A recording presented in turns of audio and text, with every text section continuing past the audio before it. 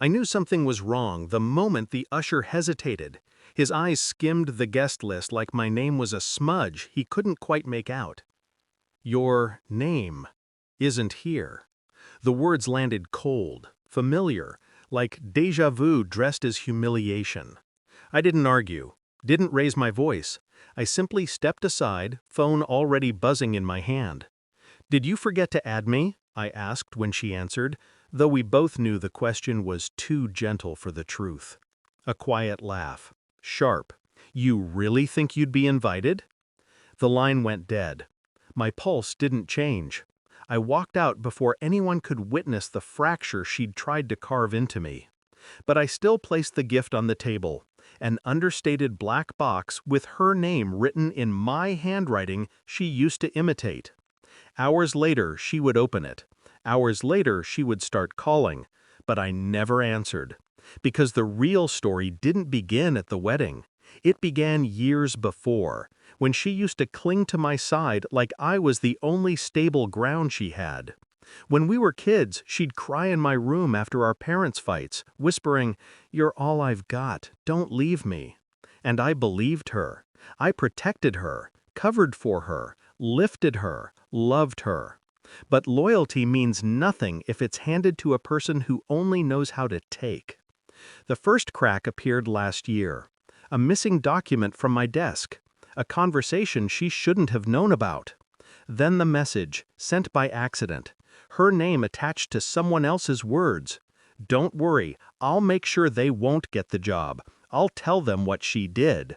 She, me, my sister, my blood, had been sabotaging me for months.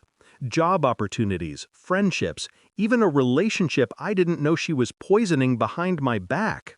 Always smiling in my face, always hugging just a second too long, as if she wanted to feel my pulse while tightening the knife. I confronted her once, gently, too gently. She shrugged. "You were doing too well. You don't handle success right." As if jealousy were a birthright she could claim. That night I learned two things. One, she'd never stop. Two, I didn't need to stop her with anger. I could stop her with precision. So I watched, quiet, patient, cold. Her lies had patterns. Her spending had holes. Her engagement? Shaky. Her future husband trusted her, but barely. And trust is a house of cards. I only had to pull the right one. I started small, documenting everything she stole from me, every email she forwarded, every rumor she fabricated. I gathered enough to make her social world tilt. Then I went deeper. Bank statements she left open on my laptop once, passwords she reused, messages she never deleted. The woman who thought she was clever didn't even lock her castle. The week before her wedding, I gave her fiancé a gift of my own. Evidence, screenshots, messages between her and her ex, timed perfectly with the months she spent ruining my life. Receipts of money she siphoned from their shared account. Her words, "Don't worry, I'll marry him and leave once the papers are signed." I didn't speak as he read. His face shifted in slow, devastating realizations. He didn't cancel the wedding. Not then. He needed proof she wouldn't confess. He wanted to see if she'd lie. She did. And that's when he asked me one thing. Let her walk into it.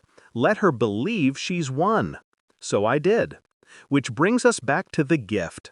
The black box on the table held one item. A printed copy of the annulment papers he'd already signed, and a letter he wrote, not me.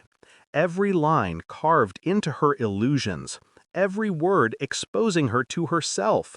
The final sentence? "I know everything. By the time you read this, I'll be gone. Consider this my wedding gift to you."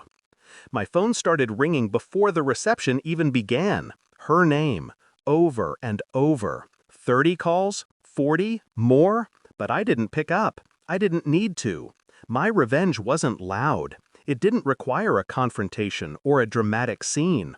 It lived in the silence she never saw coming, in the absence she forced on me and finally tasted herself. As I walked away from that venue, the night air felt lighter, clean. I thought of all the years I carried her weight, all the wounds she swore were accidents.